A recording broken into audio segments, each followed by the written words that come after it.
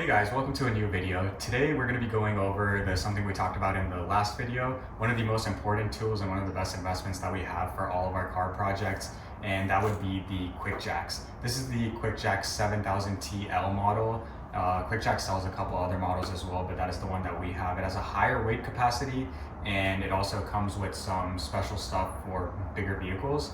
So before we get started with the actual frames, let's go ahead and start with this power unit. So this power unit is basically what is going to power your Quickjacks and allow it to be able to lift and lower your vehicle. And this is going to be the hydraulic component as well as the electronic component, which plugs straight into any normal size outlet. There's no special electronic component that you would need for that. And then over here we have our controls, super simple, just up and down. And we'll show you that later when we show you the actual Quickjacks moving. But before we get into that, some of the accessories that come with this. So specifically with the 7000 model, you can get these truck lift points. So these are for trucks and SUVs. It allows it to lift straight directly from the frame. So like on our truck, we have a Ford F-150. We use these to lift that up. And along with those, we also have some of these blocks. So you wouldn't use these specifically with the truck ones. These would be for something more of like a smaller size car, like a crossover or a sedan. You can use these, and this is the medium size block. There's also a little bit of a larger block that you can stack on top of each other. And for cars with a pinch weld, this isn't something that comes with the Quickjacks itself. This is something we had to buy separately. I think it was just shy of 100 for 4 of these. A little pricey, but they are built pretty well. And you can go ahead and stack those right on top of each other. They fit right into place with those notches and keeps it from slipping. Moving on from that, one of the other things that they give you, which we don't really use too much, is this kind of like pusher. It goes over the frame just like this, and it allows you to push it like that. Now that motion looks super easy, and that is because of something that we changed up a little, and I'll talk about that later. But what I want to show you along with that are, so these are all of the hydraulic hoses for the Quickjacks. So it's a super simple design, doesn't take too long. All of the hoses have their own quick connects, so it's nothing you have to like screw in every single time. You don't have to worry about any type of thread sealant or anything like that. You have one of these connected to each Quickjack, quick connected, and then you take the other side and connect it to your power unit. So yeah, and then we're gonna go ahead and show you the actual lifting. But before we get into that, I do want to show you the little modification per se that we did to make this much easier. So we went ahead and moved over to the other side to show you the bottom of the frames.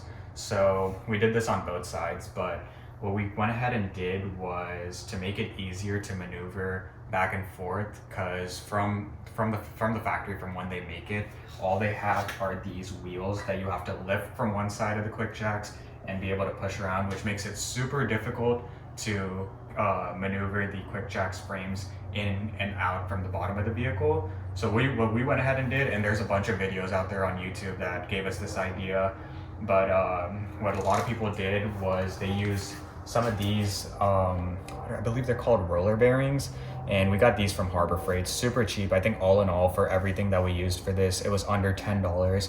But what we went ahead and did was use some double-sided tape, put that on the roller bearings, and then just for an additional like support, we went ahead and zip tied both ends. So we did 2 of those smaller roller bearings on this side, and then if you move over onto this side of the frame, we used a 5/8 inch piece of block, and then a larger roller bearing. I believe this one's a 1 inch. And then we went ahead and screwed that in. Now, one of the things that I did notice, it could be just because of the roller bearings that we were using from Harbor Freight. There was a little bit of a spacing issue where the bottom of the Quickjacks frames were still touching the concrete even after we put that, so it wasn't really rolling on the bearing. So what I went ahead and did was add some washers just underneath the roller bearings to kind of space it out a little and be able to maneuver it. And if y'all are to buy Quickjacks, I think y'all will notice pretty quickly it's extremely difficult to move. So now that we have the Quickjacks in place, like I mentioned, we went ahead and used the pinch weld blocks for this car. we did go ahead and also route our hydraulic hoses through.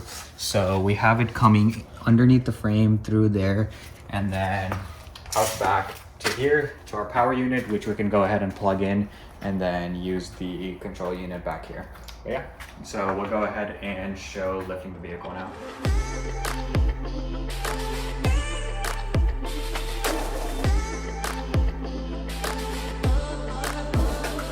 We just went ahead and got the car lifted up. If you did see in that video, we did go ahead and look at all of the points and make sure it was lifting at the correct spot. You want to keep checking that as you're lifting until you have touched that spot, and then from there you can go ahead and move all the way up. There are 2 locking positions on the Quickjacks. We have it up to the first locking position, and that's more than enough to get the wheels out. If you're working under the vehicle for whatever reason, you may want to go up all the way to the second position and possibly also use jack stands just in case. I do trust this, but you know, it doesn't hurt to have a second safety measure. But yeah.